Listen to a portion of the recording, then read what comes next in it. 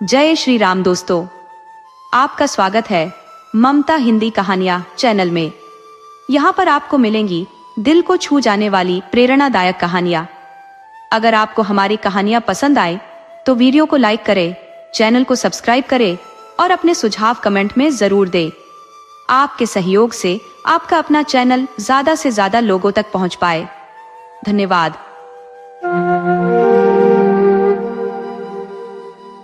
जानवरों में गधा ऐसा प्राणी है जिसे सबसे अधिक विवेकशील माना गया है। जब हमें किसी इंसान को निरा मूर्ख कहना होता है तो हम उसे गधा कह देते हैं, परंतु यह तय करना कठिन है कि गधा सच में मूर्ख है या उसकी सरलता, उसकी निरापद सहनशीलता ने उसे इस तमगे से नवाजा है।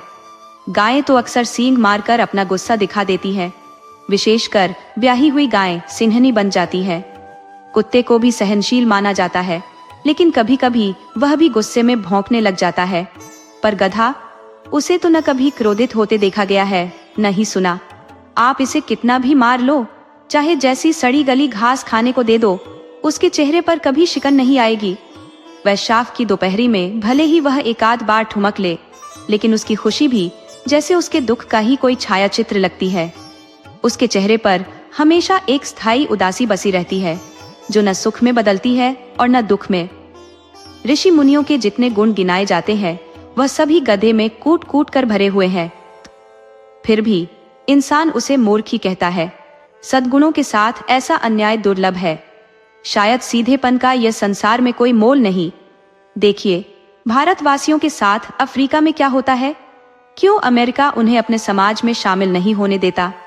ये लोग न शराब पीते हैं, न किसी से झगड़ते हैं, अपनी मेहनत की कमाई का थोड़ा हिस्सा बचा लेते हैं। फिर भी उन्हें नीचा दिखाया जाता है। कहा जाता है वे जीवन के आदर्श को गिराते हैं। अगर ये लोग भी जवाबी कार्रवाई करना सीख ले तो शायद इन्हें सभ्य कहा जाने लगे। जापान का उदाहरण हमारे सामने है, जिसने एक ही विजय से पूरी दुनिया में अपने सभ्य होने का परचम लहरा दिया। लेकिन गधे का एक छोटा भाई भी है जो मूर्खता में उससे कुछ ही पीछे है, बैल। जिस प्रकार हम गधे को बेवकूफ कहते हैं, उसी तर्ज पर बछिया के ताऊ कहावत भी बैल के लिए प्रयोग होती है। कुछ लोग बैल को मूर्खता में गधे से आगे मानते हैं, पर मेरी राय इससे भिन्न है। बैल कभी कभी अपना असंतोष प्रकट कर देता है। वह अड़ियल भी हो सकता है और क्रोधित होकर मार भी सकता है, इसलिए उसका स्थान गद्दे से नीचे आता है। छुरी के पास हीरा और मोती नामक दो बैल थे। दोनों देखने में बेहद आकर्षक, काम में फुर्तीले और शरीर से मजबूत थे। वर्षों तक साथ रहते रहते उनमें भाईचारे का बंधन गहरा हो गया था। दोनों बैल जब आमने सामने या आसपास बैठे होते तो बिना बोले ही एक दूसरे से बात कर लिया करते थे। ये कैसे संभव था, कहना मुश्किल है। शायद उनमें कोई ऐसी अदृश्य शक्ति थी जो मनुष्य के पास नहीं होती। वे कभी एक दूसरे को चाटते, कभी सूंघते और इसी तरह अपने प्रेम का इजहार करते। कभी कभी तो उनके सींग भी आपस में भिड़ जाते थे, लेकिन यह लड़ाई का संकेत नहीं था, बल्कि एक तरह का हंसी मजाक और आपसी स्नेह का प्रतीक था। जैसे गहरे दोस्तों के बीच खींचतान और मस्ती होना लाजमी है, वैसे ही इनके रिश्ते की गहराई इन क्षणों में झलकती थी। ये सब न हो तो दोस्ती में वह मिठास कहा, वह विश्वास कहा। जब ये दोनों बैल हल में जोत दिए जाते या गाड़ी खींचने लगते तो दोनों की कोशिश रहती कि बोझ का बड़ा हिस्सा उसकी अपनी गर्दन पर आ जाए। दोनों में से कोई भी दूसरे को कष्ट देना नहीं चाहता था। और जब शाम होती तो हल्की फुल्की छूटने के बाद दोनों एक दूसरे को चाटते और अपनी थकान मिटाते। जब नांद में चारा डाला जाता तो दोनों साथ साथ खाना शुरू करते, और अगर एक रुक जाता तो दूसरा भी पीछे हट जाता। लेकिन एक दिन जूरी ने गोई को ससुराल भेजने का निश्चय किया। बैलों को यह क्या पता कि उनका क्या होने वाला है।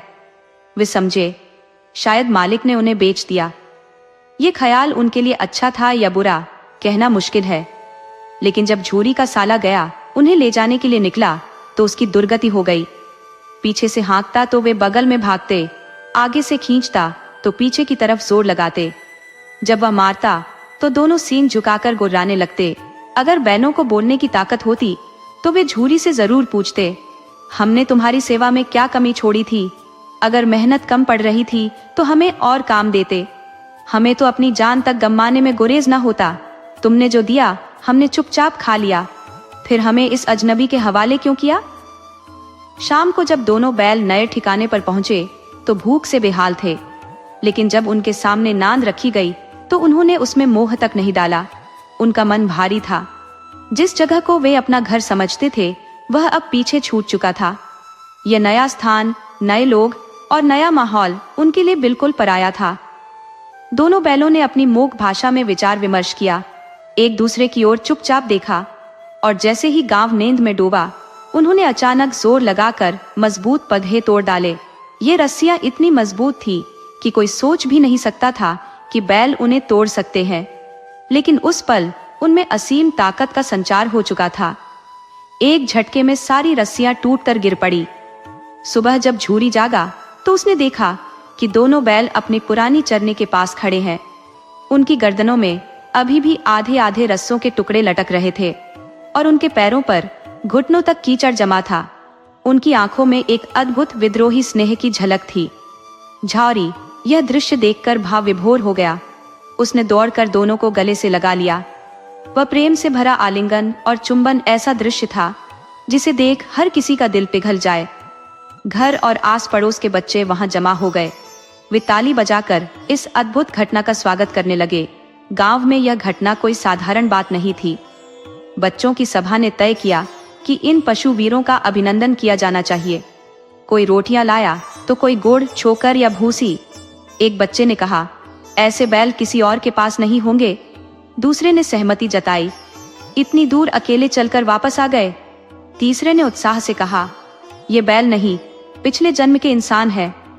किसी में इस बात का खंडन करने का साहस नहीं हुआ। झूरी की पत्नी ने जब बैलों को आंगन में खड़ा देखा तो गुस्से से जल उठी। वह बोली, कैसे नमकहराम बैल है, एक दिन भी वहां काम नहीं किया और भाग आए। झूरी को यह बात बुरी लगी। उसने प्रतिवाद किया, नमकहराम क्यों? चारा दाना न मिला होगा तो क्या करते? पत्नी ने तुनक कर कहा, हाँ, बस तुम ही तो बैलों को खिलाना जानते हो, बाकी सब तो जैसे पानी ही पिलाते हैं। झूरी ने चिढ़ाते हुए जवाब दिया, अगर चारा मिलता तो क्यों भागते? पत्नी ने गुस्से में कहा, भागे इसलिए कि वहां लोग तुम जैसे बैलों को सहलाते नहीं, काम करवाते हैं। ये दोनों ठहरे कामचोर। अब देखती हूँ कैसे काम करते हैं। इन्हें सूखा भूसा दूंगी, खाएं या मरे, मुझे परवाह नहीं। आखिरकार ऐसा ही हुआ। मजदूर को सख्त आदेश दिया गया कि बैलों को सिर्फ सूखा भूसा ही दिया जाए। जब बैलों ने नांद में मोह डाला तो पाया कि उसमें कोई स्वाद नहीं, न चिकनाई न रस। दोनों निराश आंखों से द्वार की ओर ताकने लगे। झूरी ने मजदूर से कहा, थोड़ी सी खली क्यों नहीं डाल देता? मजदूर ने घबराते हुए कहा, मालकिन मुझे जान से मार डालेंगी। झूरी ने फुसफुसाकर कहा, चुरा कर डाल दे।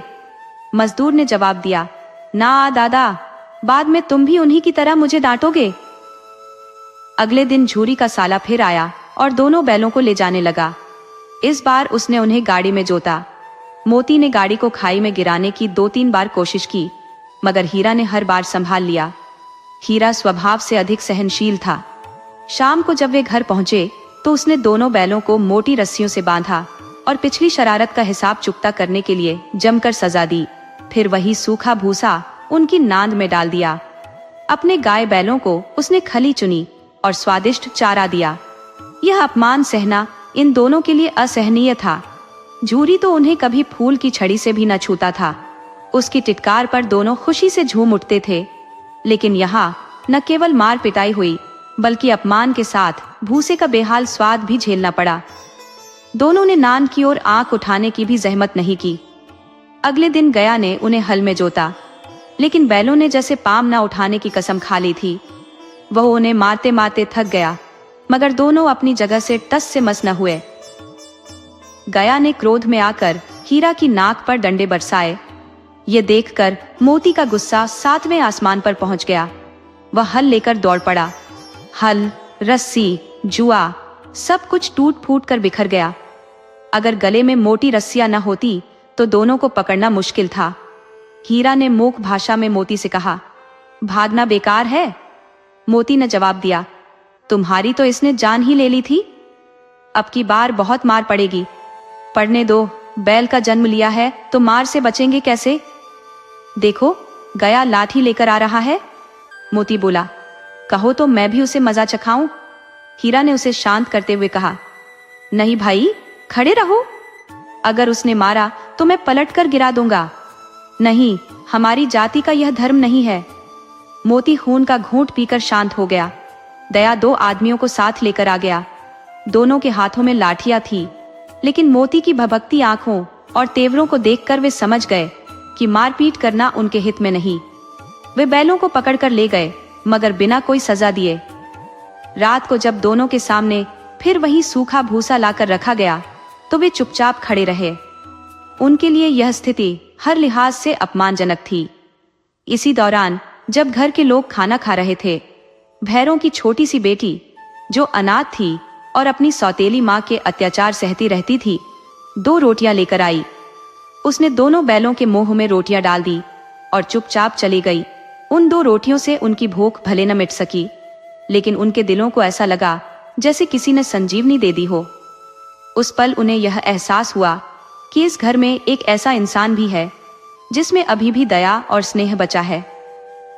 दिन भर के संघर्ष के बाद दोनों बैल, हीरा और मोती, थक हार कर थान से बंधे रहते। शाम ढलते ही वह छोटी सी बालिका आती, उनके लिए प्रेम से भरी 2 रोटियां रख जाती। इस स्नेह की ताकत थी कि वे सूखा भूसा खाकर भी दुर्बल नहीं हो रहे थे, लेकिन उनकी आंखों में बगावत का स्पष्ट संकेत झलकता था। एक दिन मोती ने अपनी मूक भाषा में हीरा से कहा, अब और सहा नहीं जाता। हीरा ने धीमे स्वर में पूछा, फिर क्या करना चाहते हो?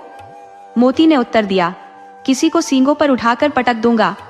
हीरा ने गंभीर होकर कहा, लेकिन ध्यान रखना, जो लड़की हमें रोटियां खिलाती है वह इसी घर की है। उसके अनाथ हो जाने का सोचो। मोती झुंझलाया, तो मालकिन को पटक दूं? वही तो उसे मारती पीटती है। हीरा ने समझाते हुए कहा, औरत जात पर सींग चलाना हमारी मर्यादा के खिलाफ है, यह भूल रहे हो? मोती ने क्रोधित होकर कहा, तो फिर तुम ही बताओ, यहां से भागने का कोई उपाय है? हीरा ने शांत भाव से उत्तर दिया, हाँ, लेकिन रस्सियां इतनी मोटी है कि उन्हें तोड़ना मुश्किल है। मोती ने सुझाया, पहले थोड़ा थोड़ा चबाकर कमजोर कर दे, फिर एक झटके में टूट जाएंगी। रात में बालिका के जाने के बाद दोनों ने रस्सियां चबानी शुरू की, लेकिन उनकी मोटाई मुंह के लिए भारी पड़ रही थी। बार बार प्रयास करने के बावजूद असफल हो रहे थे। अचानक घर का दरवाजा खुला और वही लड़की बाहर आई। दोनों ने सिर झुकाकर उसके हाथ चाटने शुरू कर दिए। उनकी पूंछें खुशी में खड़ी हो गई। लड़की ने उनके माथे सहलाते हुए कहा, मैं तुम्हें खोल देती हूँ, भाग जाओ, नहीं तो ये लोग तुम्हें मार डालेंगे। घर में यह चर्चा चल रही है कि तुम्हारी नाक में नाथ डाल दी जाए। उसने गराम खोल दिया, लेकिन दोनों वहीं खड़े रहे। मोती ने हैरानी से पूछा, अब क्यों नहीं चलते? हीरा ने उदासी भरे स्वर में कहा, भागें तो, लेकिन कल इस अनाथ पर मुसीबत आएगी, सब उसी पर शक करेंगे। अचानक बालिका ने जोर से चिल्लाना शुरू कर दिया, दोनों फूफा वाले बैल भाग रहे हैं, ओ दादा जल्दी आओ, दोनों भाग रहे हैं। गया हड़बड़ाकर बाहर निकला और बैलों का पीछा करने लगा। हीरा और मोती भागते गए। गया के जोर लगाने पर वे और तेजी से दौड़े। गांव के अन्य लोगों को बुलाने के लिए गया जब रुका तो दोनों को बचने का मौका मिल गया। वे अनजाने रास्तों पर दौड़ते चले गए, जब तक कि परिचित मार्ग पूरी तरह छूट नहीं गया। नए गांव आने लगे।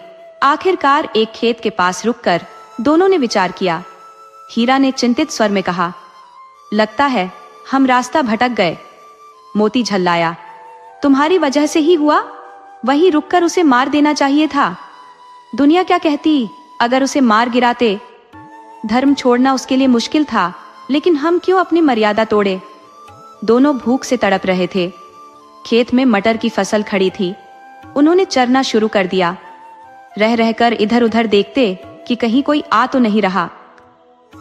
पेट भरते ही दोनों ने स्वतंत्रता का आनंद लिया। खुशी में उछलने कूदने लगे। पहले जमकर डकार ली, फिर सींग भिड़ाकर खेलने लगे। खेल खेल में मोती ने हीरा को इतनी जोर से धकेला कि वह खाई में गिर गया। हीरा को गुस्सा आ गया, संभल कर खड़ा हुआ और मोती से भिड़ने को तैयार हो गया। लेकिन मोती ने भांप लिया कि खेल झगड़े में बदल रहा है, तो किनारे हट गया। तभी एक भयंकर आवाज सुनाई दी। कोई सांड गरजता हुआ उनकी ओर चला आ रहा था। सांड नहीं, पूरा पहाड़ था। उससे भिड़ना मतलब मौत को गले लगाना। लेकिन न भिड़ने पर भी जान बचने की उम्मीद नहीं थी। दोनों बैल परेशान होकर बगलें झांकने लगे। मोती ने मूक भाषा में कहा, बुरी फंसे, जान बच पाएगी। हीरा ने गंभीरता से उत्तर दिया, वह घमंड में चूर है, न विनती सुनेगा न मिन्नत। तो भाग चलते हैं। भागना कायरता है? तो फिर यहीं मरने का इरादा है? मैं तो भागता हूं।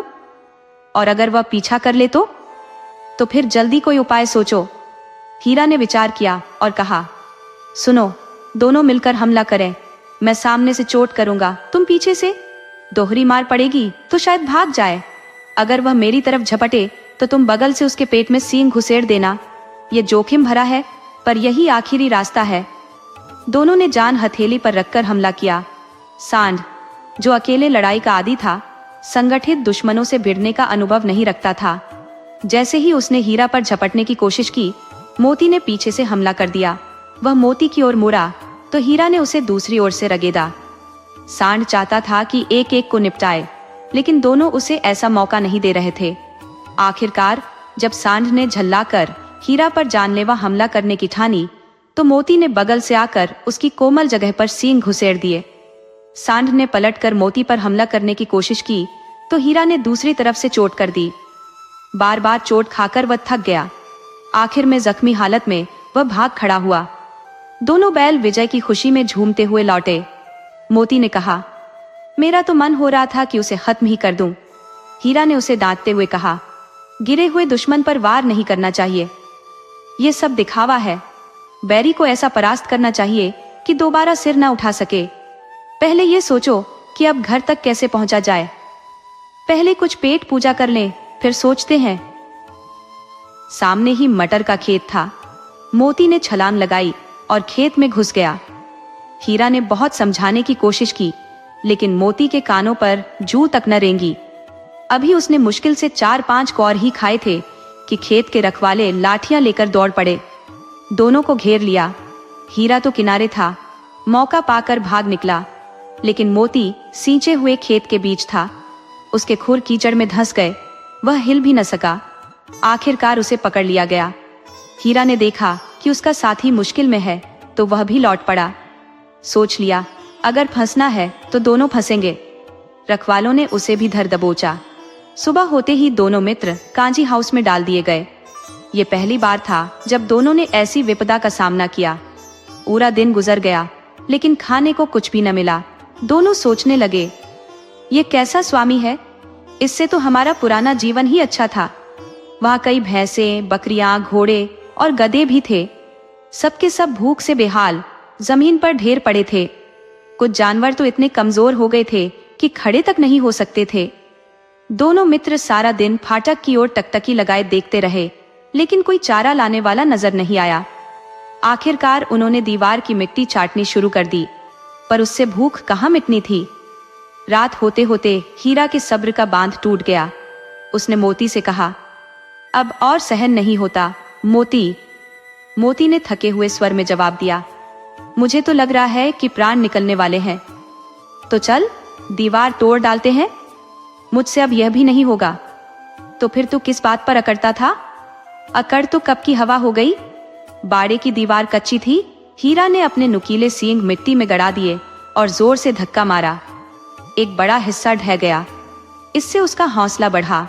उसने दौड़ दौड़ कर दीवार पर वार करना शुरू कर दिया। हर चोट के साथ दीवार की मिट्टी झड़ती रही। इसी बीच कांजी हाउस का चौकीदार लालटेन लेकर जानवरों की गिनती करने पहुंच गया। उसने हीरा को दीवार तोड़ते देखा तो बिना सोचे समझे लाठियां बरसानी शुरू कर दी। हीरा को मोटी रस्सी से कसकर बांध दिया गया। मोती ने लेटे लेटे ताना मारा, तो आखिरकार मार खाई। क्या मिला? हीरा ने बेफिक्री से जवाब दिया, अपने बूते जितना हो सका उतना किया। मोती ने जल्लाकर कहा, ऐसा जोर मारने का क्या फायदा जो और मुसीबत खड़ी कर दे। हीरा ने ठंडे स्वर में जवाब दिया, मैं जोर लगाता रहूंगा, चाहे जितने भी बंधन आए। मोती ने चेतावनी दी, यह जिद तुझे जान से हाथ धोने पर मजबूर कर देगी। हीरा ने अटल स्वर में कहा, तो फिर वही सही। मरना तो तय ही है। अगर दीवार गिर जाती तो कितनी जानें बच जाती। यहाँ बंद भाई बंधु, सब दम तोड़ने की कगार पर है। अगर ऐसे ही रहा तो कुछ दिनों में सब खत्म हो जाएंगे। हाँ, बात में दम है, तो फिर मैं भी अपनी ताकत लगाता हूँ। मोती ने दीवार पर सींग मारा, थोड़ा सा मलबा गिरा और उसका हौसला बढ़ा। फिर तो वह पूरी ताकत से दीवार को टक्कर देने लगा, जैसे किसी विरोधी को मात देने की होड़ में लगा हो। करीब 2 घंटे की जद्दोजहद के बाद दीवार ऊपर से लगभग 1 हाथ गिर गई। इस पर उसने और जोर लगाया तो आधी दीवार धराशायी हो गई। दीवार गिरते ही जो जानवर मरणासन्न पड़े थे, उनमें जैसे नई जान आ गई। तीनों घोड़ियां फुर्र से भाग निकली। उनके पीछे बकरियां भी तेजी से निकल गई, भैंसें भी खिसक गई, लेकिन गधे अपनी जगह से टस से मस नहीं हुए। हीरा ने पूछा, तुम दोनों क्यों खड़े हो, भागते क्यों नहीं? एक गधे ने हिचकते हुए कहा, अगर फिर पकड़ लिए गए तो क्या हुआ? अभी तो भागने का सही मौका है। हमें डर लगता है, हम यहीं रहेंगे। आधी रात बीत चुकी थी। दोनों गधे अभी भी उलझन में खड़े थे, भागे या ना भागे। उधर मोती हीरा की रस्सी खोलने की पूरी कोशिश कर रहा था। आखिरकार हार मानने पर हीरा ने कहा, तुम जाओ, मुझे यहाँ पड़ा रहने दो, शायद किस्मत साथ दे और हम फिर मिले। मोती की आंखों में आंसू आ गए। उसने कहा, क्या तुम मुझे इतना स्वार्थी समझते हो? इतने दिनों तक हम साथ रहे, आज जब तुम संकट में हो तो मैं तुम्हें छोड़कर कैसे जा सकता हूँ? हीरा ने चिंता जताते हुए कहा, तुम्हें बहुत मार पड़ेगी, सब समझ जाएंगे कि यह सब तुम्हारी करतूत है। मोती ने गर्व से उत्तर दिया, जिस गुनाह के लिए तुम्हारे गले में रस्सी बांधी गई, अगर उसके लिए मुझे मार पड़े तो इसमें शर्म कैसी? कम से कम इतना तो हुआ कि 9-10 जानवरों की जिंदगी बच गई।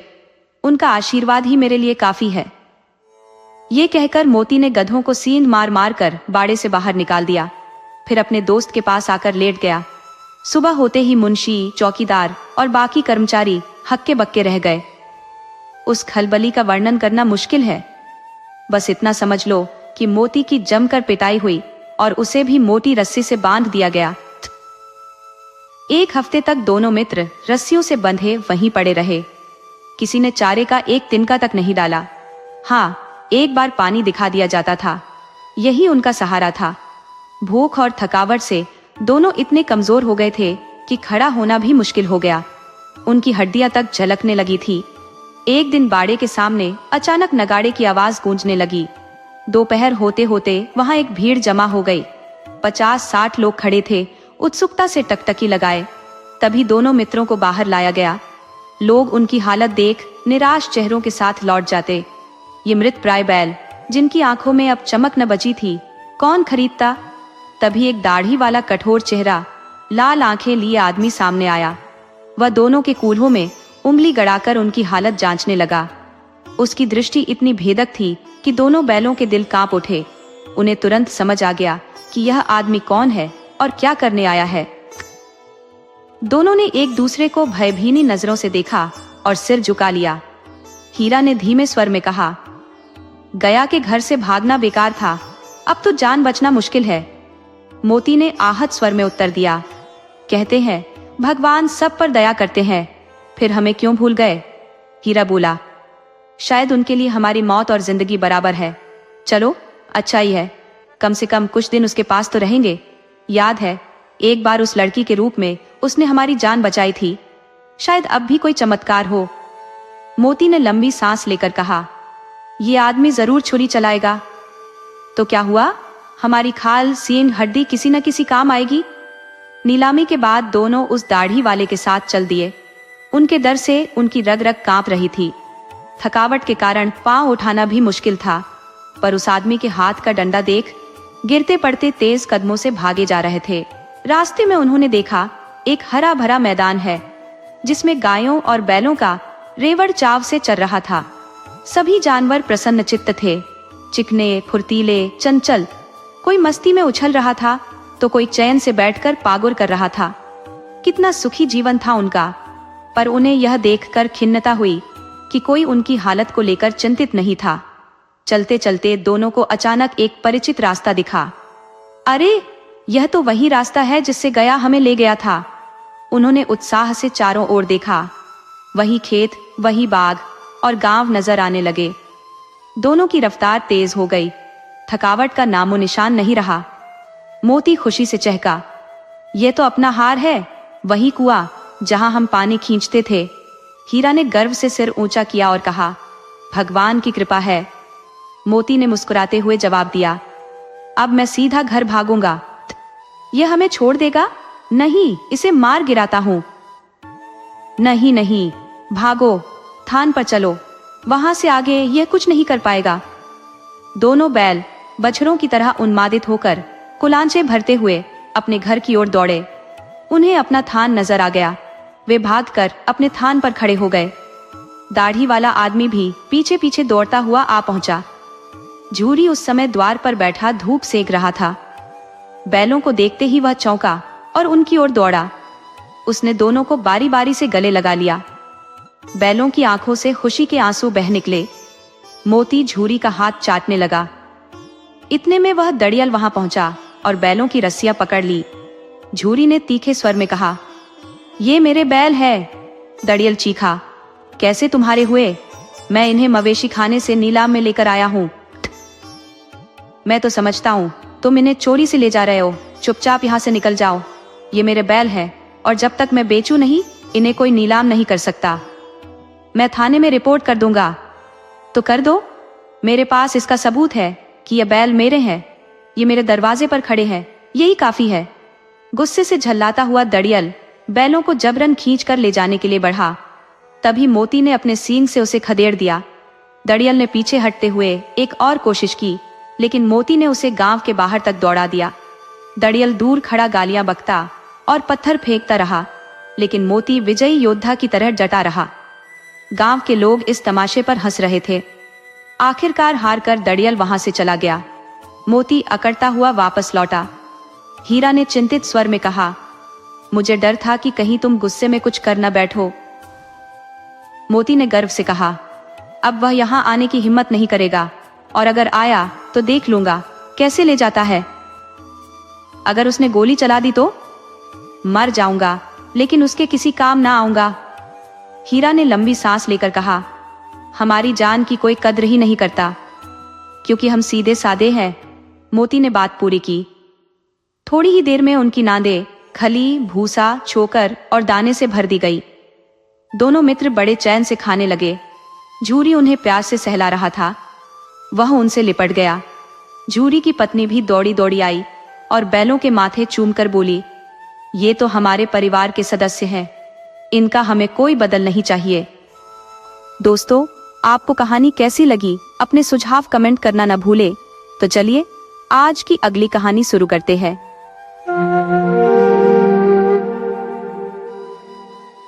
मनहर ने गहरी आत्मीयता से कहा, यह सब तुम्हारी अनगिनत कुर्बानियों का ही परिणाम है वागी। अगर तुम न होती तो मैं आज किसी अंधेरी गली के किसी निर्जन मकान में गुमनामी की जिंदगी जी रहा होता। तुम्हारा सहयोग और उपकार मैं कभी नहीं भूलूंगा। तुमने मेरी जिंदगी को नया रंग और मायना दिया है, मुझे एक बेहतर इंसान बना दिया है। वागेश्वरी ने संजीदगी से सिर झुकाते हुए विनम्रता से उत्तर दिया, यह तुम्हारा बड़प्पन है। मानो मैं कौन होती हूँ तुम्हारी जिंदगी को बदलने वाली। हाँ, तुम्हारे साथ रहकर हो सकता है कि एक दिन मैं भी इंसान बन जाऊं। मेहनत तो तुमने की और उसका फल पाया। जो खुद की मदद करता है उसकी सहायता खुद परमात्मा करते हैं। अगर मेरी जैसी अनपढ़ गांव की लड़की किसी और के हिस्से में पड़ती तो उसका न जाने क्या हश्र होता। मनहर जैसे अब इस बात को साबित करने का पक्का इरादा किए बोल उठा, तुम जैसी गंवार लड़की के आगे मैं लाखों सजी धजी गुड़ियों और रंगीन तितलियों को कुर्बान कर सकता हूँ। तुम्हारी बदौलत मुझे मेहनत करने और तरक्की का वो वक्त और सुकून मिला जो शायद मुझे किसी और हालत में नहीं मिलता। अगर तुमने अपनी विलास प्रिय रंगीली मिजाज बहनों की तरह मुझ पर तकाजों का बोझ डाल दिया होता तो मुझे उन्नति का अवसर कहाँ मिलता। तुमने मुझे एक अजीब सी आजादी दी जो शायद स्कूल के दिनों में भी मयस्सर नहीं हुई।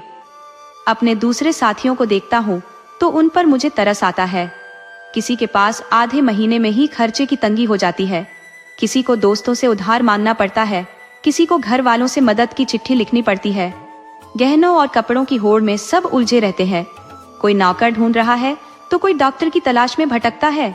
रोज ही कहीं न कहीं स्त्री पुरुष में खटपट होती है, पर खुद को देखता हूँ तो लगता है कि मुझ जैसा भाग्यशाली कोई नहीं। तुम्हारे कारण मुझे घर के सारे सुख मिले हैं और कोई जिम्मेदारी नहीं। जब भी मेरा जोश ठंडा होने लगता तुम मुझे सहारा देती थी। तुम्हारी सेवा की याद मैं दिल में बसाकर रखूंगा वागी। एक दिन आएगा जब तुम अपने त्याग और तपस्या का असली आनंद उठाओगी। वागेश्वरी ने गदगद होकर कहा, तुम्हारे ये शब्द मेरे लिए सबसे बड़ा पुरस्कार है। मानो मुझे और किसी इनाम की दरकार नहीं। मैंने जो भी थोड़ी बहुत सेवा की उसका इतना मान मिलेगा ये मैंने सोचा भी नहीं था। मनहर का दिल इस समय उदारता से उमड़ रहा था।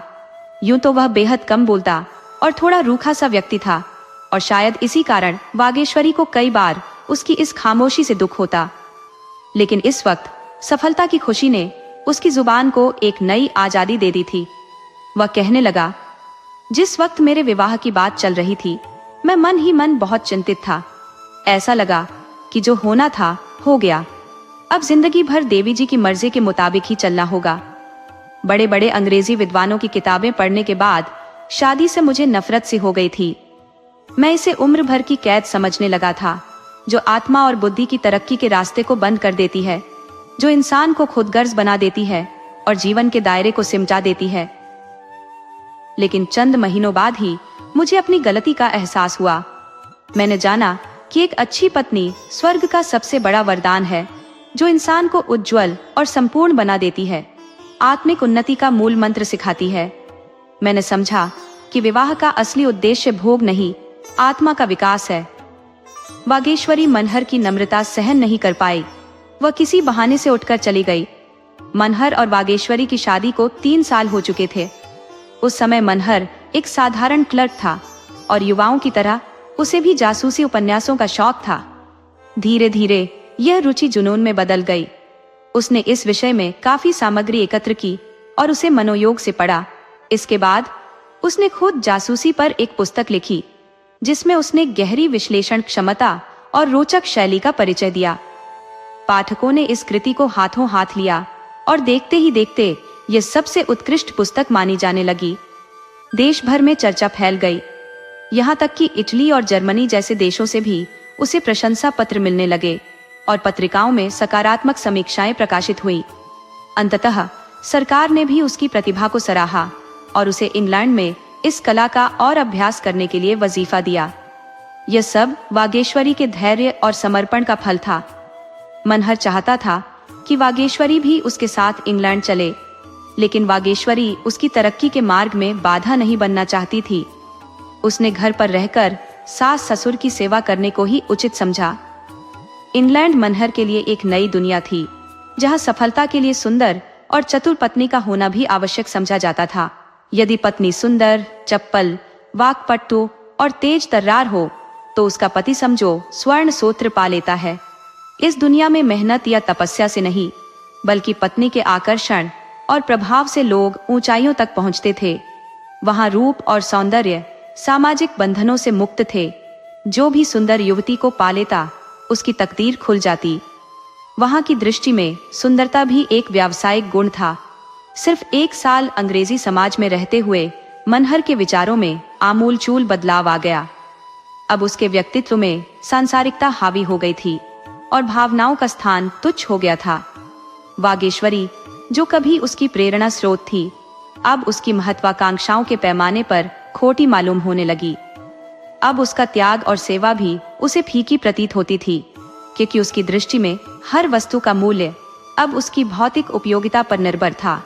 इंग्लैंड की रंगीनी में वागेश्वरी का वह सादा दीपक अब धुंधला पड़ चुका था।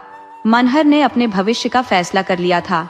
उसने तय किया कि वह भी एक सुंदर युवती के माध्यम से अपने लक्ष्यों को प्राप्त करेगा। उसे अब कोई और उपाय नहीं सूझ रहा था। रात के 9 बजे थे। मनहर लंदन के एक फैशनेबल रेस्टोरेंट में सजे धजे अंदाज में बैठा था।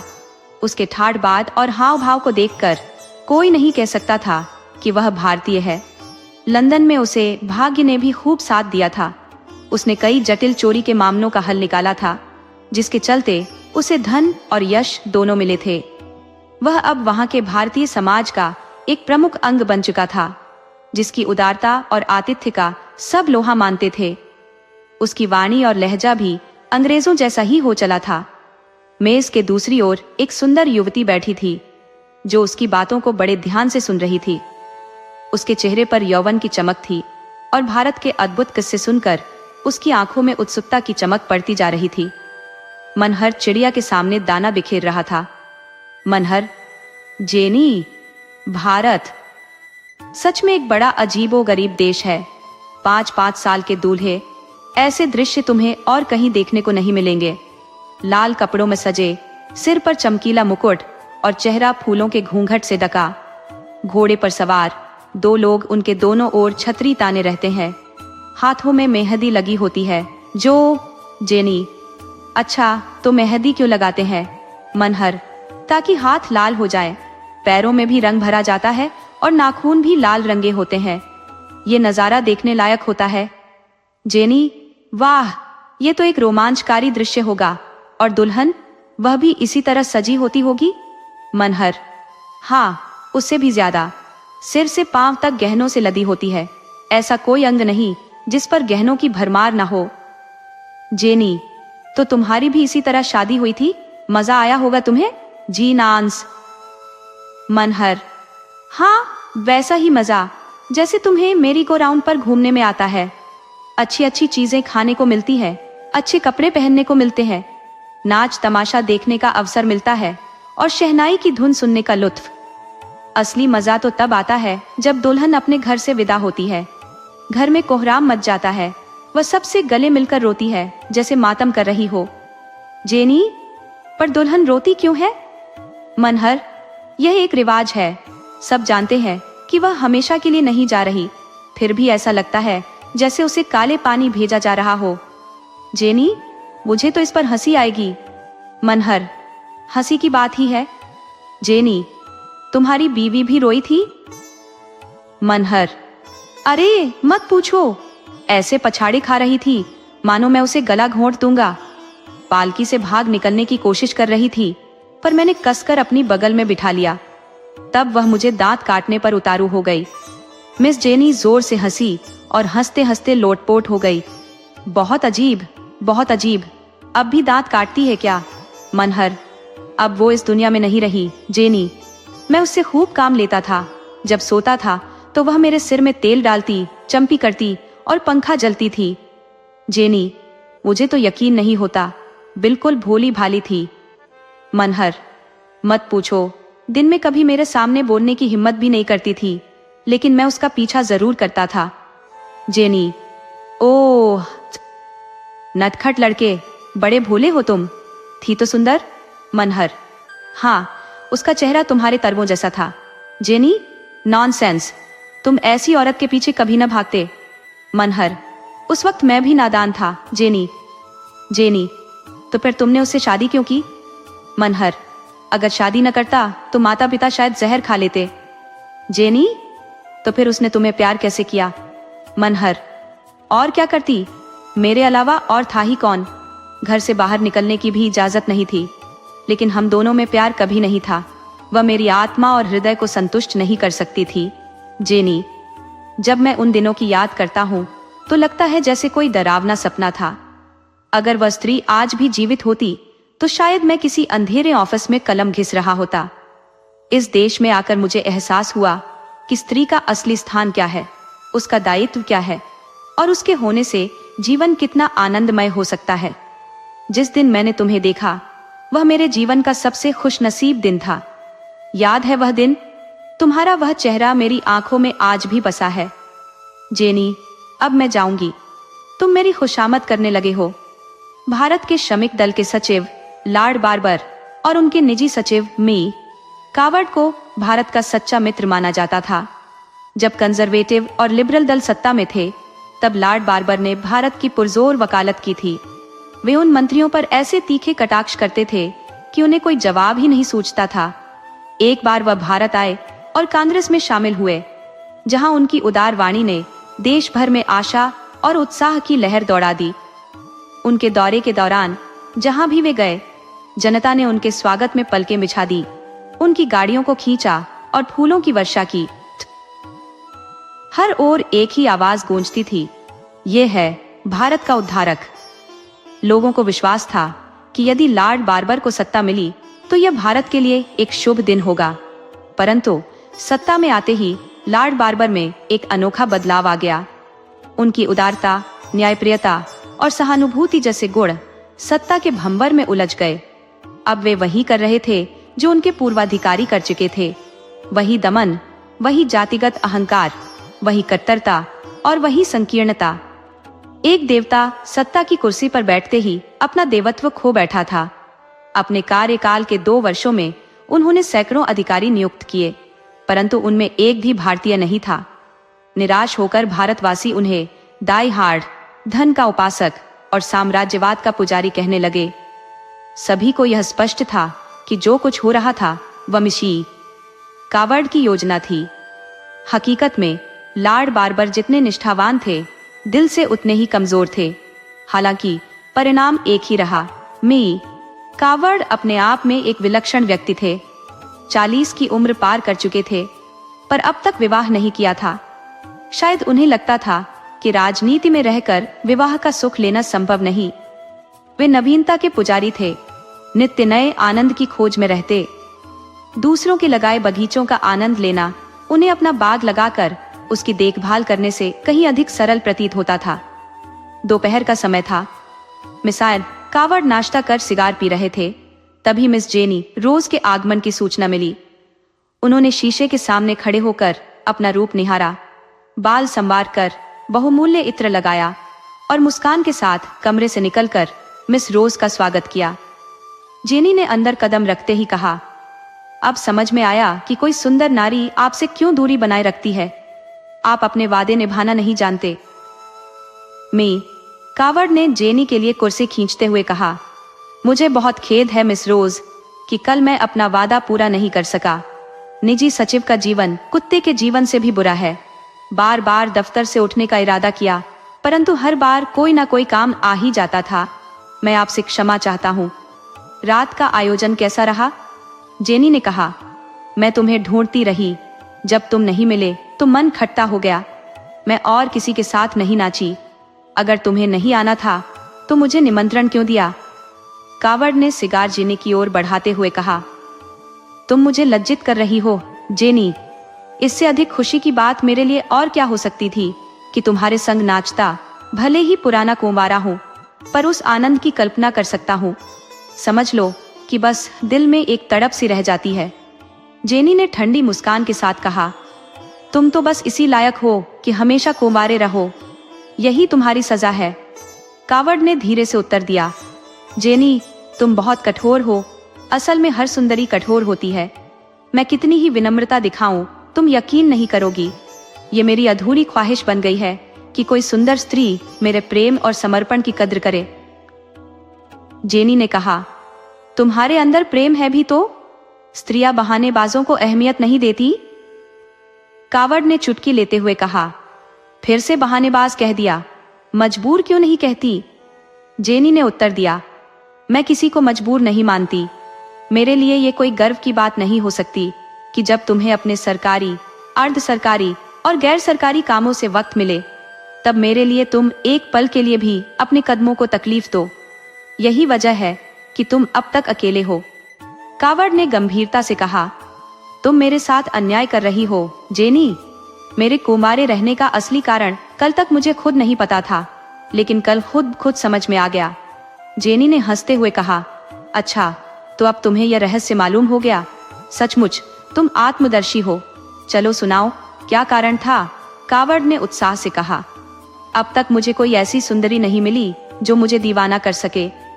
जेनी ने कठोर मुस्कान के साथ कहा, मुझे तो लगता है कि दुनिया में ऐसी कोई औरत बनी ही नहीं जो तुम्हें दीवाना कर सके। असल में तुम चाहते हो कि लोग तुम्हारे लिए दीवाने बने, खुद किसी के लिए दीवाने नहीं बनना चाहते। कावर्ड ने कहा, तुम बहुत निष्ठुर हो जेनी। जेनी ने मुस्कुराते हुए कहा, अपने प्रेम का प्रमाण देना चाहते हो? कावर्ड ने हृदय से कहा, पूरे दिल से जेनी, मैं उस मौके का इंतजार कर रहा हूं। उसी शाम को जेनी ने मनहर से कहा, तुम्हारे सौभाग्य की बधाई हो। तुम्हें वह पद मिल गया है? मनहर चौंकते हुए बोला। सच? क्या सेक्रेटरी से कुछ बातचीत हुई थी? जेनी ने मुस्कुराते हुए कहा। सेक्रेटरी से कुछ कहने की जरूरत ही नहीं पड़ी, सब कुछ कावड़ के हाथ में था। मैंने उसी को अपने वश में किया। उसने मुझसे अपने प्रेम का इजहार किया। 50 की उम्र, सफेद बाल, झुर्रियों वाले चेहरे के साथ भी उन्हें इश्क का जुनून है। खुद को बहुत बड़ा रसिया समझते हैं। उनके बूढ़े चोंचले तो बड़े ही अजीब थे, मगर तुम्हारे लिए ये सब सहन करना पड़ा। खैर, मेहनत रंग लाई। कल तुम्हें नियुक्ति पत्र मिल जाएगा। अब सफर की तैयारी कर लो। मनहर ने भावुक होकर कहा। तुमने मुझ पर बहुत बड़ा उपकार किया है जेनी। मनहर को गुप्तचर विभाग में एक ऊंचा पद मिला। देश के प्रमुख पत्रों ने उनकी तारीफों के पुल बांधे, उनकी तस्वीरें छापी और राष्ट्र की ओर से उन्हें बधाई दी। वे पहले भारतीय बने जिन्हें यह उच्च पद प्रदान किया गया था। ब्रिटिश सरकार ने यह दिखा दिया था कि उसका न्यायबोध जातिगत पक्षपात और द्वेष से ऊपर है। मनहर और जेनी का विवाह इंग्लैंड में हुआ। हनीमून का महीना दोनों ने फ्रांस में बिताया और वहां से वे भारत आए। मनहर का कार्यस्थल बंबई में था, वहीं दोनों एक होटल में ठहरे। मनहर को गुप्त अभियानों की पड़ताल के लिए अक्सर यात्रा करनी पड़ती थी, कभी कश्मीर, कभी मद्रास, कभी रंगून। जेनी हमेशा उनके साथ रहती। हर जगह नई दृश्यावली, नई मौज मस्ती और नई उमंगों का अनुभव होता। नवीनता प्रिय जेनी के लिए आनंद का इससे बेहतरीन साधन और क्या हो सकता था। मनहर का रहन सहन पूरी तरह से विदेशी हो चुका था और घर वालों से उसके संबंध भी अब टूट चुके थे। बागेश्वरी के भेजे हुए पत्रों का न सिर्फ वह उत्तर नहीं देता था, बल्कि उन्हें खोलकर देखना भी गवारा नहीं था। भारत में उसे हमेशा यही भय सताता रहता कि कहीं घर वालों को उसके बारे में कोई जानकारी न मिल जाए। उसने अपनी असलियत जेनी से भी छुपा रखी थी, यहाँ तक कि अपने भारत आने की खबर भी घर वालों को नहीं दी। वह बहुत ही कम भारतीयों से मिलता था। उसके मित्र अधिकांशतः पुलिस और फौज के अधिकारी होते थे, वही उसके मेहमान बनते थे। वाक्पटु जेनी सम्मोहन कला में निपुण थी और पुरुषों के प्रेम को खेल की तरह लेना उसकी प्रिय क्रीड़ा थी। जलाना, रिझाना और फिर भ्रमित करना, इस कपटलीला में मनहर भी पिसता रहता। वह उसे कभी इतना करीब खींच लेती कि सांसें थम जाए, तो कभी इतना दूर कर देती कि दोनों के बीच योजन भर की दूरी हो। उसके इस व्यवहार में एक रहस्य छुपा था, जिसे कभी मनहर समझ पाता तो कभी असमंजस में पड़ जाता। इसी तरह 2 वर्ष बीत गए और दोनों एक दूसरे से 2 कोनों की भुजाओं की तरह दूर होते गए। मनहर के मन में यह भावना घर कर गई थी कि जेनी का उसके प्रति कुछ कर्तव्य होना चाहिए, भले ही यह उसके संकीर्ण विचारों की उपज हो या कुल मर्यादा का असर। वह जेनी को बंधन में देखना चाहता था। जेनी की स्वच्छंद प्रवृत्ति उसे अप्रिय और लज्जास्पद लगती थी। मनहर इस उम्मीद में था कि समय के साथ जेनी को अपने दायित्व का एहसास होगा, लेकिन यह बात उसे समझनी चाहिए थी कि टेढ़ी नींव पर खड़ी इमारत एक दिन धराशायी हो ही जाती है। इसके विपरीत जेनी का व्यवहार बिल्कुल स्वाभाविक था। उसने मनहर को सिर्फ विलास और मनोरंजन का साधन समझा था और वह अब भी उसी विचार पर कायम थी। उसके लिए पति बनना कभी जीवन का स्वप्न नहीं रहा और वह खुद को मनहर के प्रति किसी भी दायित्व से बंधा हुआ नहीं मानती थी। अगर मनहर अपनी मेहनत की कमाई उसके कदमों में रखता है तो यह उसकी महती कृपा नहीं है। मनहर उसके द्वारा निर्मित पुतला और लगाया हुआ पेड़ था, जिसकी छाया और फल का भोग करना वह अपना अधिकार समझती थी। इस मतभेद के चलते मनमुटाव बढ़ता गया। मनहर ने आखिरकार जेनी के साथ सामाजिक आयोजनों और पार्टियों में जाना छोड़ दिया, लेकिन जेनी बिना किसी संकोच के अपने मौज मस्ती में लगी रहती, दोस्तों से मिलती, पार्टियों का आयोजन करती और उनमें भाग लेती। मनहर का उसके साथ न होना उसे तनिक भी दुख या निराशा नहीं देता, बल्कि शायद उसकी इस उदासीनता से वह और भी प्रसन्न होती। मनहर अपने इस मानसिक क्लेश को शराब में डुबाने का प्रयास करता। उसने पीना इंग्लैंड में ही शुरू कर दिया था, पर अब उसकी मात्रा में काफी वृद्धि हो गई थी। वहां वह खुशी और जोश के लिए पीता था और यहाँ उसने उसे दर्द मिटाने का जरिया बना लिया था। उसका स्वास्थ्य भी धीरे धीरे बिगड़ने लगा और शराब ही उसकी जिंदगी का एकमात्र सहारा बन गई। गर्मियों का मौसम था। मनहर एक मामले की तहकीकात के लिए लखनऊ में डेरा जमाए हुए था। मामला बेहद संगीन था और उसे काम से सिर उठाने की फुर्सत भी नहीं मिलती थी। स्वास्थ्य भी दिन ब दिन गिरता जा रहा था, जबकि जेनी अपने सैर सपाटों में मग्न थी। आखिरकार एक दिन उसने कहा, मैं नैनीताल जा रही हूँ, यहाँ की गर्मी मुझसे सहन नहीं होती। मनहर ने गुस्से में लाल लाल आंखें निकालकर कहा, नैनीताल में ऐसा कौन सा काम है? उस दिन वह अपने अधिकार को जताने पर तुल गया था और जेनी भी उसके इस अधिकार को नकारने पर अड़ी थी। उसने बेफिक्री से उत्तर दिया, यहाँ कोई सोसाइटी नहीं, सारा लखनऊ पहाड़ों की ओर चला गया है। मनहर ने तलवार म्यान से निकालते हुए दृढ़ स्वर में कहा, जब तक मैं यहाँ हूँ तुम्हें कहीं भी जाने का अधिकार नहीं है। तुम्हारी शादी मुझसे हुई है, न कि इस समाज से, और तुम देख रही हो कि मैं बीमार हूँ, इसके बावजूद तुम्हारी विलास प्रियता कम नहीं होती। मुझे तुमसे ऐसी उम्मीद न थी जेनी, मैंने तुम्हें सम्मान दिया था, कभी सपने में भी यह ख्याल न आया था कि तुम मेरे साथ इस प्रकार की बेवफाई करोगी। जेनी ने एक ठंडी नजर से उत्तर दिया, तो क्या तुम्हारा मानना था कि मैं भी तुम्हारी भारतीय स्त्री की तरह तुम्हारी दासी बनकर रहूंगी और तुम्हारे पैर दबाऊंगी? मैं तुम्हें इतना भोला समझती थी, परंतु यदि तुम्हें हमारी अंग्रेज सभ्यता का यह सरल सा नियम नहीं मालूम, तो अब समझ लो कि अंग्रेज स्त्रियां केवल अपनी रुचि के प्रति वफादार होती हैं। तुमने मुझसे विवाह इसीलिए किया था ताकि मेरी सहायता से तुम्हें मान सम्मान और पद मिल सके। अधिकांश पुरुष ऐसा ही करते हैं और तुमने भी वही किया, परंतु जब तुम्हारा वह उद्देश्य पूर्ण हो गया तो अब तुम मुझसे और अधिक की अपेक्षा क्यों करते हो? तुम भारतीय हो और अंग्रेज नहीं बन सकते। मैं अंग्रेज हूँ और कभी भारतीय नहीं बन सकती, इसलिए हम दोनों में से किसी का अधिकार नहीं कि एक दूसरे पर अपना हुक्म चलाए। मनहर अवाक सा बैठा सुनता रहा। हर शब्द उसके गले में झर की घूंट की तरह उतर रहा था। कितनी कठोर सच्चाई थी। इस पद लालसा और विलास तृष्णा के मोहपाश में वह भूल गया था कि जीवन में और भी मूल्यवान तत्व होते हैं, जिनके समक्ष यह मान सम्मान और ऐश्वर्य सिर्फ खोखले खिलौनों से अधिक नहीं। वह विस्मृत सत्य इस समय उसके भीतर गहरा दर्द जगा रहा था। शाम को जेनी नैनीताल के लिए रवाना हो गई। मनहर ने उसकी ओर नजर उठाकर भी नहीं देखा। अगले 3 दिन तक मनहर अपने घर से बाहर नहीं निकला। जीवन के इन 5-6 वर्षों में जो भी उसने अपनी सफलता का ध्वज समझकर संजोए रखा था, वे सब अब उसे असत्य और मिथ्या प्रतीत हो रहे थे। उसकी अपमानित आत्मा के पास अकेले में रोने के सिवा और कोई मार्ग नहीं था। वह सुनहरे महलों की ओर ललचाया था, परंतु अब उसे अपनी साधारण झोपड़ी याद आ रही थी, जहां उसने प्रेम और शांति की अमृत धारा का आस्वादन किया था। इस आडंबर से अब उसे घृणा होने लगी थी। उस शांत सरल स्नेह के समक्ष ये सारी संपदाएं तुच्छ लगने लगी। तीसरे दिन मनहर ने एक भीषण संकल्प लिया और 2 पत्र लिखे। पहला पत्र उसके इस्तीफे का था और दूसरा पत्र जेनी को अंतिम विदाई का संदेश। इस्तीफे में उसने लिखा, मेरा स्वास्थ्य अब इस दायित्व को संभालने में असमर्थ है। जेनी को लिखे पत्र में उसने लिखा, हम दोनों ने ही एक भूल की है, जिसे अब जल्द से जल्द सुधार लेना चाहिए। मैं तुम्हें सभी बंधनों से मुक्त करता हूँ। तुम भी मुझे स्वतंत्र कर दो। हमारे बीच कोई संबंध शेष नहीं है। इसमें न तुम्हारा दोष है न मेरा। ये केवल एक भ्रम था जो तुमने भी पाला और मैंने भी। मैंने अपने पद से त्याग पत्र दे दिया है और अब मुझ पर तुम्हारा कोई उपकार नहीं है। मेरे पास जो कुछ है वह सब तुम्हारा है, जिसे मैं छोड़कर जा रहा हूँ। मैं केवल निमित्त था, स्वामिनी तुम थी। उस सभ्यता को दूर से ही सलाम है जो अपने स्वार्थों के आगे किसी भी बंधन को स्वीकार नहीं करती।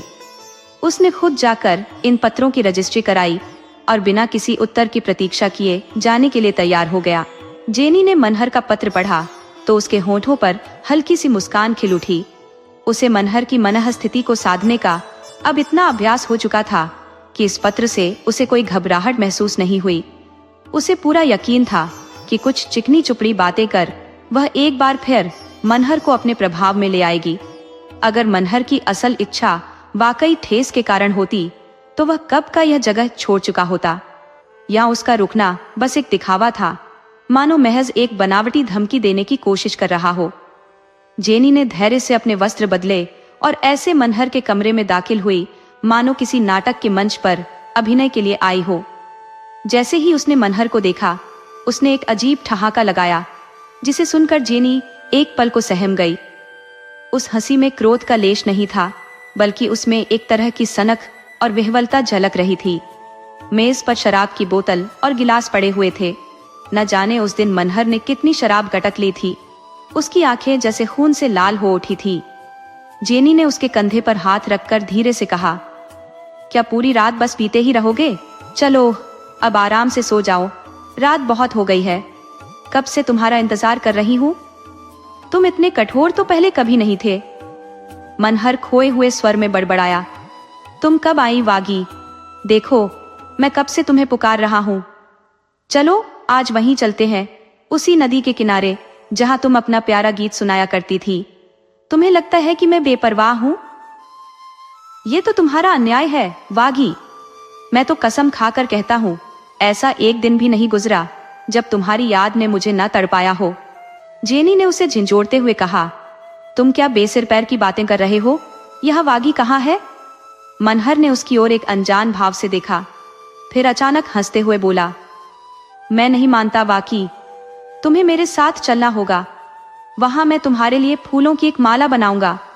जेनी ने समझ लिया कि वह शराब के नशे में है और उसकी बातों में कोई तर्क नहीं है। बिना कुछ कहे वह धीरे धीरे कमरे से बाहर निकल गई।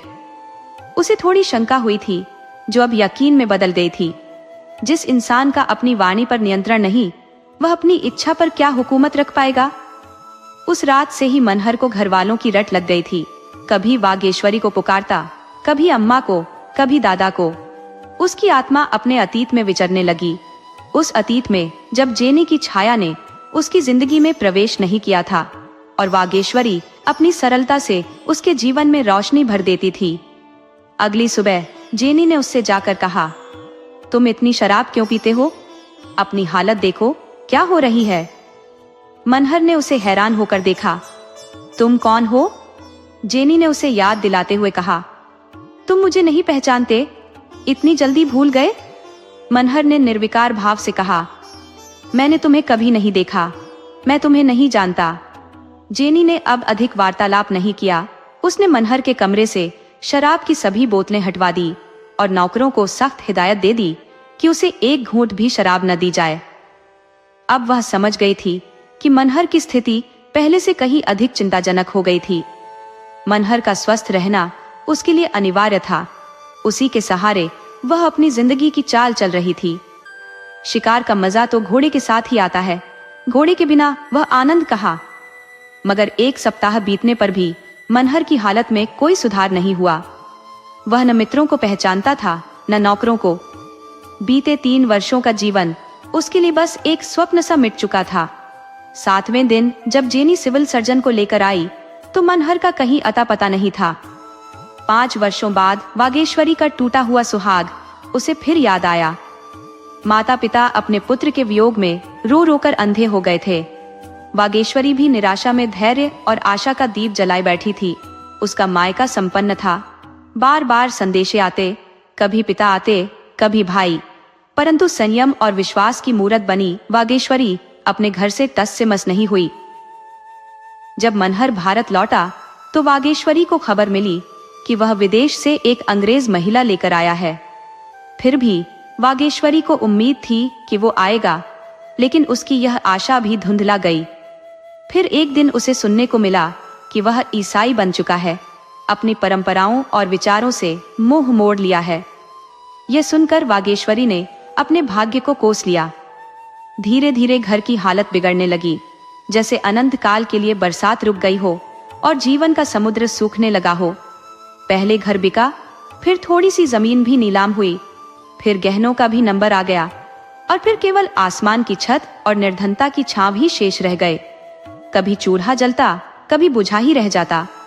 एक दिन संध्या को वागेश्वरी पानी भरने कुएं पर गई। तभी एक थका हुआ, दुखों का मारा अनजान चेहरा कुएं की जगत पर आ बैठा। उसने देखा वो मनहर था। तुरंत ही उसने घूंघट खींच लिया। आंखों को विश्वास नहीं हो रहा था, परंतु हृदय में आनंद और विस्मय की लहरें दौड़ने लगी। रस्सी और कलसा वहीं छोड़कर वह तुरंत घर की ओर भागी और सास से बोली, अम्मां जी, जरा कुएं पर जाकर देखिए कौन आया है। सास ने कहा, तू पानी लेने गई थी या मेला देखने? घर में पानी का एक बूंद भी नहीं है। कौन आया है कुएं पर? वागेश्वरी ने जवाब दिया। चल कर देख लो ना, सास ने संकोच के साथ कहा। कोई सैनिक होगा, उनके सिवाय अब कौन आ सकता है? कोई महाजन तो नहीं है? नहीं अम्मा, बस आप चलिए। बूढ़ी माता तरह तरह की आशंकाएं लेकर कुएं पर पहुंची और जैसे ही मनहर उनके चरणों में झुका, उन्होंने उसे अपने सीने से लगा लिया। माता ने पूछा, तुम्हारी ये हालत कैसे हो गई बेटा? क्या तुम बीमार हो? सामान कहाँ है? मनहर ने उत्तर दिया, पहले कुछ खाने को दो अम्मा, बहुत भूखा हूँ। मैं दूर से पैदल ही चला आ रहा हूँ। गांव में खबर आग की तरह फैल गई कि मनहर लौट आया है। लोग उसे देखने दौड़ पड़े। वे जानना चाहते थे कि वह किस शान से आया है, क्या वह ऊंचे पद पर है, क्या वह विदेशी बीवी के साथ है या नहीं।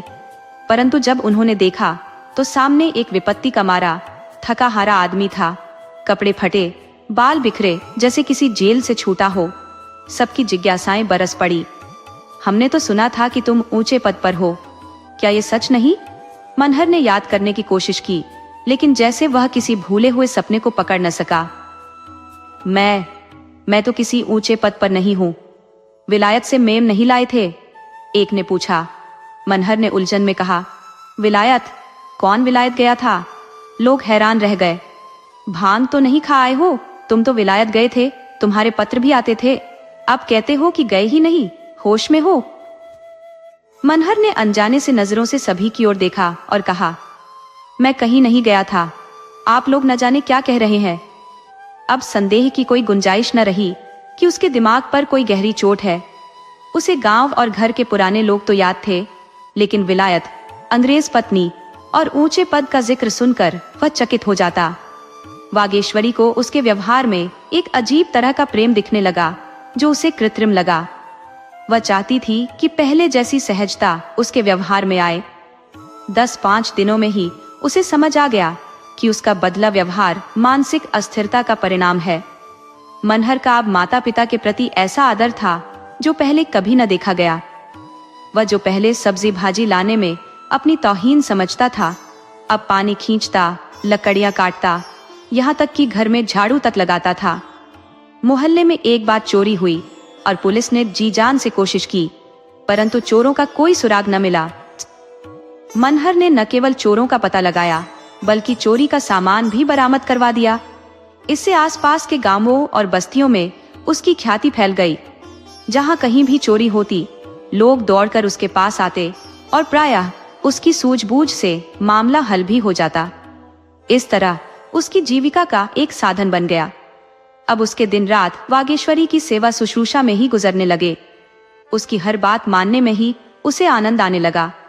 यदि उसमें कोई विकार था तो बस यही कि अब वह पूरी तरह से वागेश्वरी के इशारों का बंदी हो चुका था।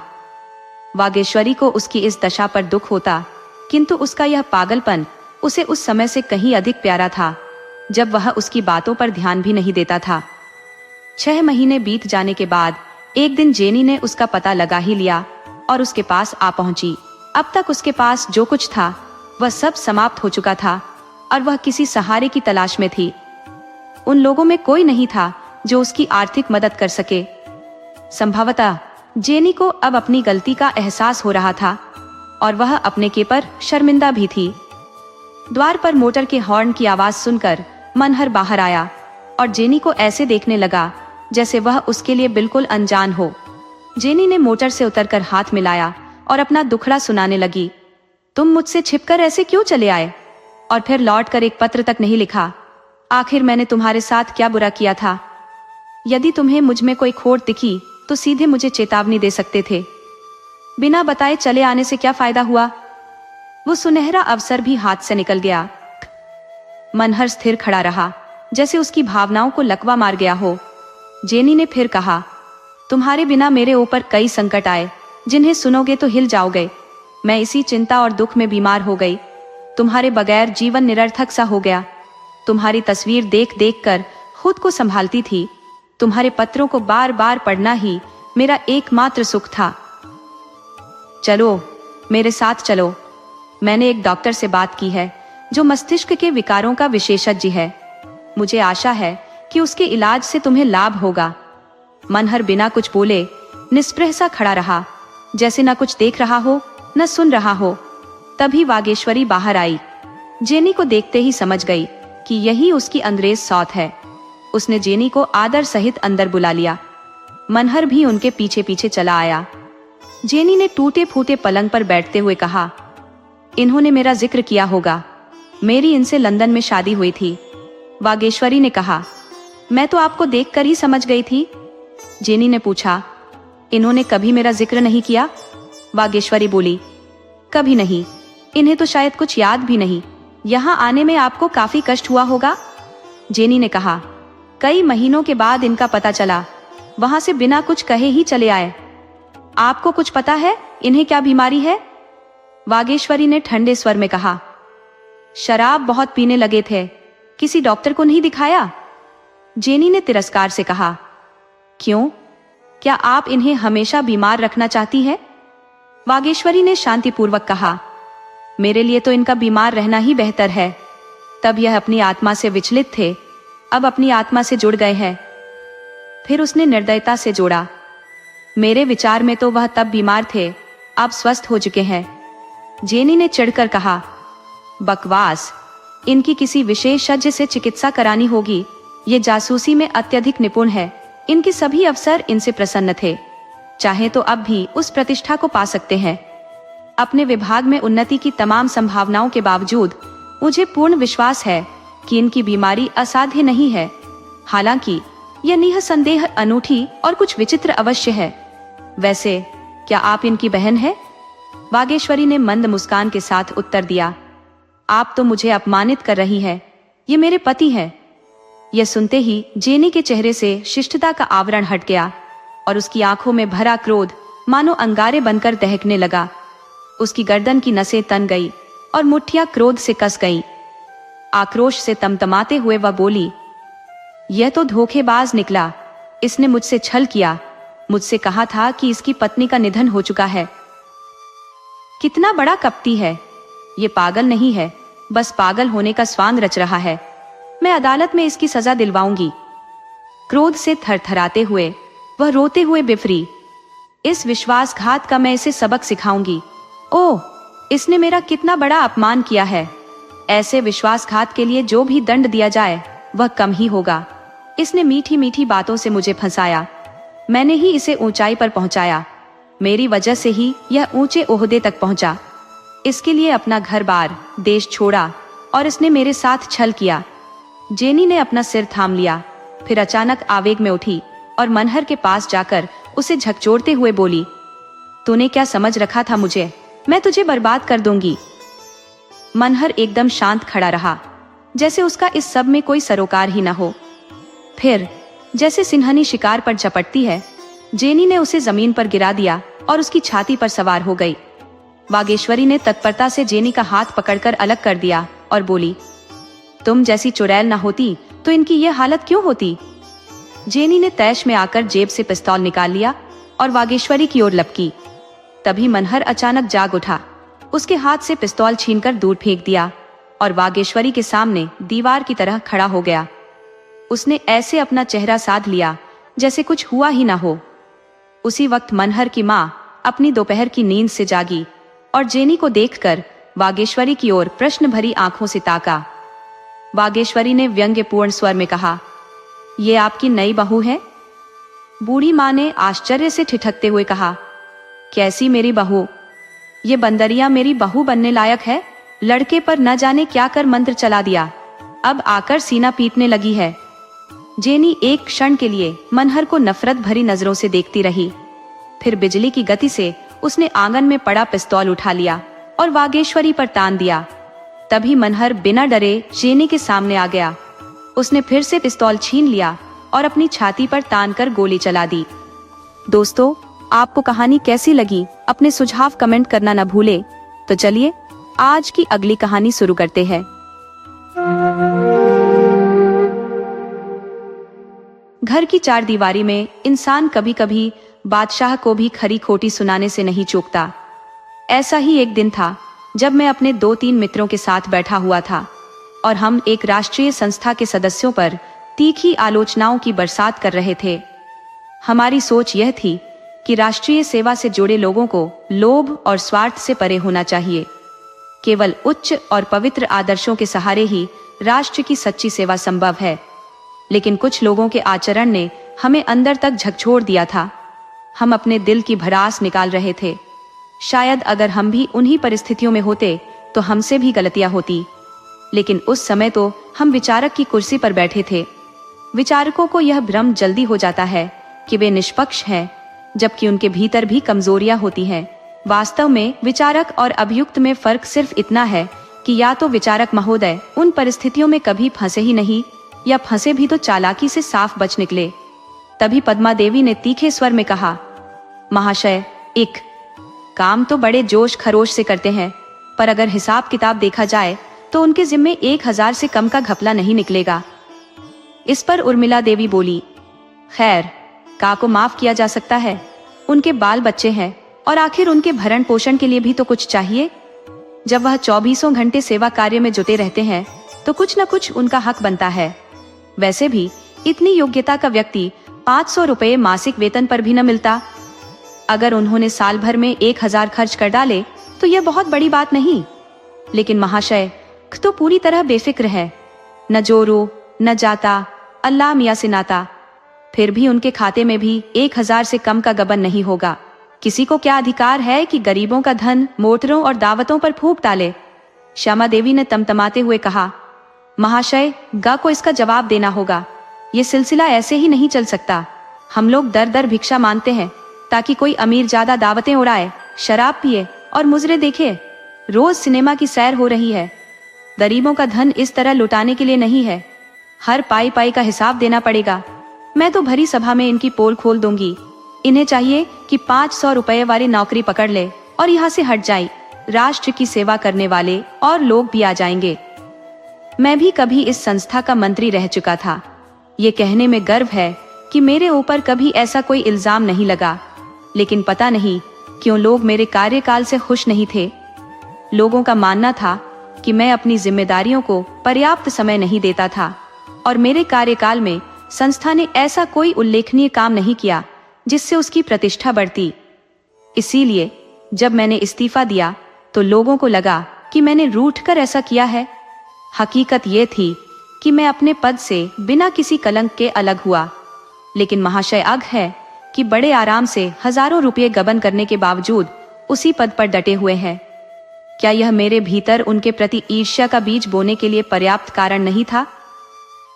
मैं एक चालाक खिलाड़ी की तरह खुद को पर्दे के पीछे रखता था, मगर डोर खींचने का काम जारी रहता। मैंने हल्का प्रतिवाद किया, देवी जी, आप अन्याय कर रही हैं। महाशय से अधिक समर्पित और दिलेर शायद ही कोई हो। मेरी बात काटते हुए उर्मिला ने तपाक से कहा, मैं ऐसे व्यक्ति को दिलेर नहीं मानती जो चोरी छिपे जनता के पैसे से शराब उड़ाए। जिन शराब की दुकानों पर हम धरना देने जाते थे, उन्हीं दुकानों से उनके लिए शराब लाई जाती थी। इससे बड़ी बेवफाई और क्या होगी? मैं ऐसे इंसान को गद्दार कहती हूँ। मैंने बात को मोड़ते हुए कहा, लेकिन यह तो तुम मानोगी कि महाशय आय अपने प्रभाव से हजारों रुपए का चंदा जुटा लाते हैं। विलायती कपड़े के बहिष्कार का श्रेय उन्हें न मिले तो किसे दिया जाए? उर्मिला को झुकना कहाँ आता था। उन्होंने झट से जवाब दिया, उन्हें चंदे संस्था के नाम पर मिलते हैं। व्यक्तिगत रूप से 1 पैसा भी ला सके तो बात करे। जहां तक विलायती कपड़े की बात है, जनता नामों की पूजा करती है, महाशय की तारीफें हो रही है, लेकिन सच्चाई ये है कि इसका श्रेय हमें मिलना चाहिए। वह तो कभी किसी दुकान पर गए भी नहीं। अब तो पूरा शहर इस बात पर चर्चा कर रहा है। चंदा मांगने जाओ तो लोग उल्टे आरोप लगाने लगते हैं। आखिर कितने लोगों का मुंह बंद करेंगे? आप तो अपने को जाति का सेवक कहते हैं, मगर आचरण ऐसा कि शोहदों को भी शर्म आ जाए। ऐसे विलास प्रिय लोगों के हाथों देश का उद्धार नहीं हो सकता। इसके लिए त्याग चाहिए। ये चर्चा जारी ही थी कि भगवती देवी आ गई। बेचारी चंदा मांगने निकली थी, थकी हारी चलती हुई इधर आ पहुंची। जब यहाँ की पंचायत देखी तो रम गई। उनके साथ उनकी 10 साल की बेटी भी थी, जो अक्सर इन कामों में उनका साथ देती थी। बच्ची को भूख जोरों से लगी थी। ऊपर से घर की चाबी भी भगवती के पास थी। पतिदेव दफ्तर से आ गए होंगे, घर खोलना जरूरी था। इसलिए मैंने बच्ची को उसके घर तक छोड़ने का जिम्मा उठा लिया। रास्ते में बच्ची ने धीरे से कहा, आपको पता है महाशय ग शराब पीते हैं? मैं इस बात का समर्थन नहीं कर पाया। मासूम बालिका के हृदय में कटुता, ईर्ष्या और छल कपट का बीज बोना मेरी स्वाभाविक प्रकृति के लिए भी अक्षम्य था। जहां कोमल भावनाओं की मिठास और निष्कपट विश्वास का साम्राज्य होना चाहिए, वहां ऐसा विष बोना कौन पसंद करेगा? देवता के गले में कांटों की माला पहनाने जैसा कौन निंदनीय कृत्य करेगा? मैंने उससे पूछा, तुमसे किसने कहा कि महाशय ग शराब पीते हैं? वह तपाक से बोली, सब जानते हैं, आप नहीं जानते क्या? तुम्हें यह कैसे पता? सारे शहर के लोग कह रहे हैं, शहर वाले झूठ बोल रहे हैं। उसने मेरी ओर संदेह भरी नजरों से देखा, जैसे वह मान बैठी हो कि मैं भी महाशय गी के पक्ष में हूं। उसने तपाक से पूछा, आप कह सकते हैं कि महाशय गी शराब नहीं पीते? हाँ, मैं कह सकता हूं कि वह कभी शराब नहीं पीते। और महाशय के ने जनता के पैसे भी नहीं उड़ाए? यह भी गलत है। और महाशय मोटर में हवा खाने नहीं जाते। मोटर में सफर करना अपराध नहीं है। वह तीखे स्वर में बोली, राजाओं और रईसों के लिए नहीं, लेकिन उन लोगों के लिए जो जनता के नाम पर जीते हैं, यह बहुत बड़ा अपराध है। देशभक्ति का दावा करने वालों के लिए यह माफी योग्य नहीं। लेकिन ये तो सोचो कि इन लोगों को हर वक्त दौड़ धूप करनी पड़ती है। क्या पैदल इतना संभव है? पैदल गाड़ी का इस्तेमाल कर सकते हैं, लेकिन नहीं, इन्हें शान दिखानी है ताकि लोग इन्हें बड़ा आदमी समझें। हमारी संस्था गरीबों की है। यह मोटर का इस्तेमाल तभी होना चाहिए जब और कोई चारा ना हो, और शराबियों के लिए तो यह बिल्कुल जगह नहीं होनी चाहिए। आप चंदा मांगने जाते नहीं हैं। हमें जो शर्मिंदगी उठानी पड़ती है, आपको उसका एहसास नहीं। मैंने गंभीर स्वर में कहा, तुम्हें लोगों से साफ साफ कह देना चाहिए कि यह सब झूठ है। हम और तुम इस संस्था के हितैषी हैं। हमें अपने कार्यकर्ताओं का अपमान करना शोभा नहीं देता। हमें उनके गुणों पर ध्यान देना चाहिए, न कि उनकी कमजोरियों पर। मैं यह नहीं कहता कि क, ख, ग में कोई खामी नहीं है। ऐसा कौन है जो पूरी तरह निर्दोष हो? लेकिन उनकी कमियों के मुकाबले उनके गुण कितने बड़े हैं, यह देखना चाहिए। हम सब अपने आराम के लिए जीते हैं, मकान बनाते हैं, संपत्तियां जुटाते हैं, और ये बेचारे 24 घंटे देश हित की चिंता में लगे रहते हैं। तीनों तो हाल ही में लंबी सजा काट कर लौटे हैं। तीनों के प्रयास से ही अस्पताल और पुस्तकालय अस्तित्व में आए। इन्हीं लोगों ने आंदोलनों की अगुवाई कर किसानों का लगान घटाने में सफलता पाई। अगर इन्हें केवल शराब पीनी होती या धन कमाना उद्देश्य होता, तो वे इस परिश्रम भरे क्षेत्र में कदम रखने की जहमत ही क्यों उठाते? बालिका ने मेरी ओर कुछ पल के लिए गहराई से देखा, मानो मेरे उत्तर को तौल रही हो। फिर उसने गंभीर स्वर में पूछा, साफ साफ बताइए, महाशय ग शराब पीते हैं या नहीं? मैंने दृढ़ता से कहा, नहीं। जो यह कहता है वह झूठ बोलता है। भगवती देवी का घर आ चुका था। बालिका वहां से चली गई। उस दिन मैंने झूठ बोलकर जितना संतोष महसूस किया, शायद कभी सच बोलकर भी ऐसा सुकून नहीं पाया था। मुझे इस बात की तसल्ली थी कि मैंने उस मासूम बालिका के पवित्र मन को बदनामी और नफरत की दलदल में गिरने से बचा लिया।